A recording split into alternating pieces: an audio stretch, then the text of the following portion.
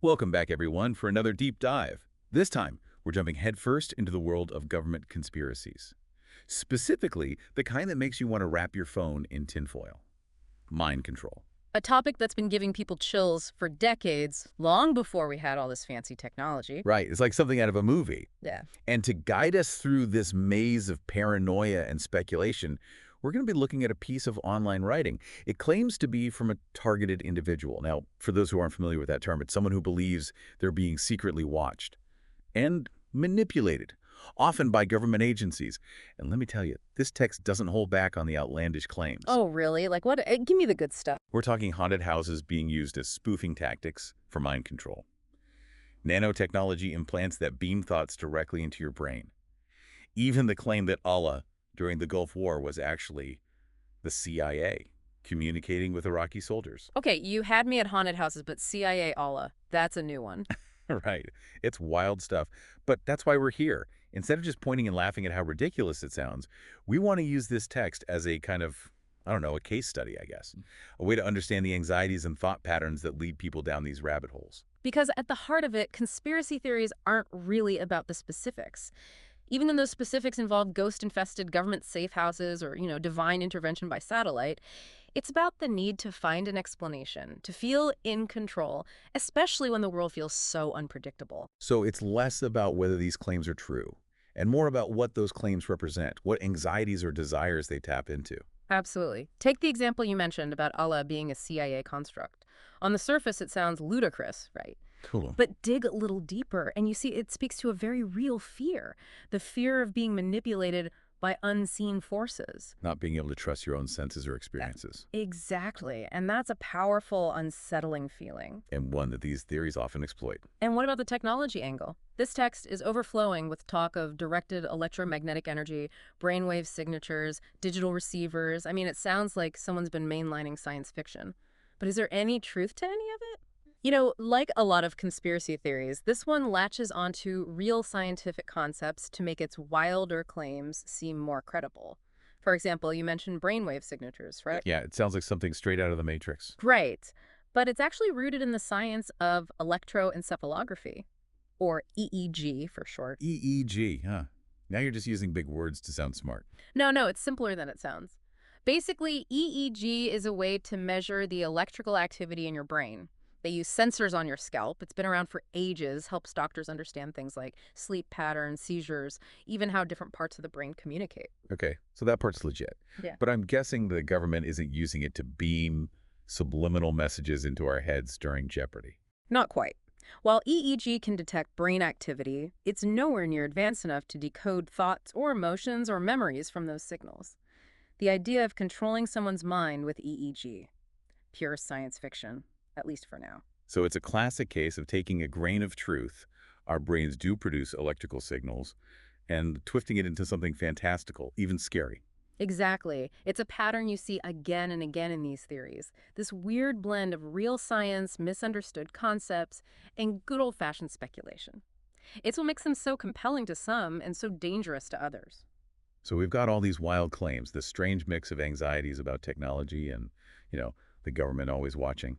But let's shift gears for a second. Let's say this text is exactly what it looks like, just someone who's gotten a little too lost in their own world. Why should anyone else care? What makes these conspiracy theories matter? Well, it's easy to write them off, right? To think, oh, it's just some people on the internet. It's not hurting anyone. Like harmless fun, right? But the thing is, this kind of thinking, it can have real-world consequences and not the fun kind. You're saying it's more serious than just like someone starting their own conspiracy-themed podcast. Way more serious.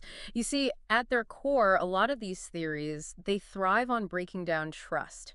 Trust in institutions, in experts, in evidence itself. And when you don't trust anything, that's when things get really messy, don't they? Exactly. And unfortunately, we've seen it time and time again.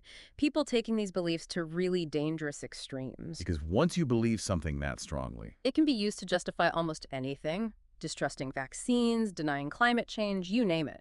In the most extreme cases, it even leads to violence. and we can't forget there's often a link between this kind of thinking and mental health, isn't there? Right, it's crucial to remember that for some people, these theories, they're a way to cope with a world that feels increasingly chaotic and scary. It's not always as simple as just telling them to think rationally then, is it? Absolutely not. There can be deeper issues at play. And that's why engaging with these ideas, even when they seem ridiculous, it's so important. Not to encourage them, of course. Of course not.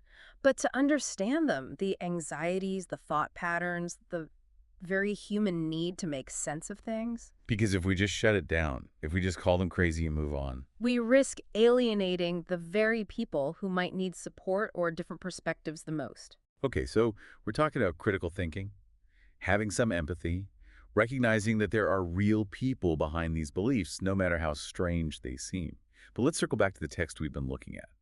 One thing that really jumped out at me was how specific they get about how this mind control technology supposedly works. Like, down to the tiniest detail. Brainwave signatures, digital receivers. Yeah. They even mentioned a Chatterbox special language software program. Seriously, it's almost like they're, I don't know, building a legal case or something, which actually they mentioned filing a lawsuit. That's not uncommon, for people deep into these narratives. Those details, they become a way to validate their experience. To prove that it's real, even if it's just to themselves. Exactly. And often they're trying to prove it within a system they believe is rigged against them. So less about actually winning the lawsuit, more about feeling like someone, Yeah. somewhere, is taking them seriously. Right. It's about reclaiming a sense of agency, of control in a world that feels increasingly out of their hands. And speaking of feeling out of control, this author also claims the government is staging religious experiences. Like they're projecting holograms of the Virgin Mary and stuff. What's that about? Ah, that one. That really gets at a primal fear. The fear of losing control over your own mind. Your beliefs, your experience. Exactly. Because if those moments of faith, of connection, if those can be faked, then what does that say about our free will? It's a deeply unsettling thought for a lot of people. It makes you question everything you thought you knew. And it plays into this bigger anxiety about technology, right? The idea that it's moving faster than we can understand and that it could be used to manipulate us in ways we can't even imagine. And you know what? It's not entirely crazy to be worried about that. I mean, Yeah. we've all gotten sucked into those clickbait headlines or spent way too long scrolling through social media. Technology can definitely influence how we think, even if it's not quite government-engineered hallucinations yet. Mhm. It's kind of creepy how good those algorithms have gotten at knowing what makes us tick. But it's interesting, you mentioned those staged religious experiences playing on this fear of losing control. And this source brings up religion a lot, claiming the government uses it to manipulate people to control their minds. Is that common, tying into existing belief systems like that? Yeah. Oh, absolutely. Conspiracy theories, they often borrow from what people already believe. Like they're hijacking familiar stories, familiar ideas to make their own claims seem less out there. And religion, it's perfect for that, isn't it? With all the talk of unseen forces and good versus evil and It's fertile ground, yeah. It's like they're slotting these new anxieties about technology or surveillance into these pre-existing boxes. right. So it's easier to convince someone the government's beaming voices into their head if they already believe in, say, a higher power that can do similar things. Precisely. It's not just a shadowy government agency anymore. It's demonic forces, a battle for your very soul. The stakes are higher. Taps into those deep-seated fears. And suddenly it doesn't feel so much like evidence and logic anymore. It's about your core beliefs being shaken, yeah. And when you introduce things like miracles or the supernatural, well, it makes the impossible seem a lot more real. Which brings us back to the human element of all this, right? Mhm. We've been picking apart this text, analyzing it. But what about the person who actually wrote it? What can we learn about their state of mind? Can we even?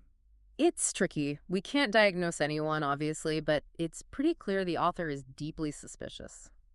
Paranoid, even. They see conspiracies everywhere, hidden meanings in everything. Exactly.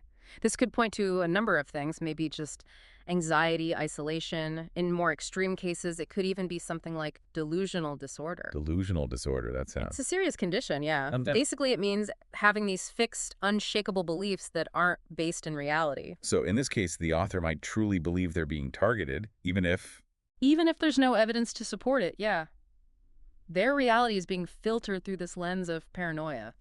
Must be terrifying to live like that. It can be isolating, for sure. It really highlights the need for empathy, doesn't it? Even when we're talking about beliefs that seem... Outlandish. Yeah, for sure. Because behind those beliefs, there's a human being. Often they're struggling in ways we can't even imagine. And if we just dismiss them, call them crazy, it only makes things worse. Exactly. It shuts down any chance of a real conversation. Well, on that note, I think this has been a fascinating deep dive, to say the least. Definitely eye-opening. We've gone from haunted houses to CIA prophets to the very nature of belief itself. It's a good reminder that the line between what's real and what we want to believe, sometimes that line can get blurry. And it's getting blurrier all the time, especially with all the technology around us. That's for sure. Yeah. Well, that's our show for today, everyone. We hope you enjoyed this deep dive into, well, the depths of the human mind, I guess you could say. And remember, if you ever find yourself going down a rabbit hole, don't be afraid to ask questions. Do your research. Talk to people. And most importantly, be kind to yourself and to others. You never know what someone else might be going through. Couldn't have said it better myself. Until next time, keep an open mind, and we'll see you on the next deep dive.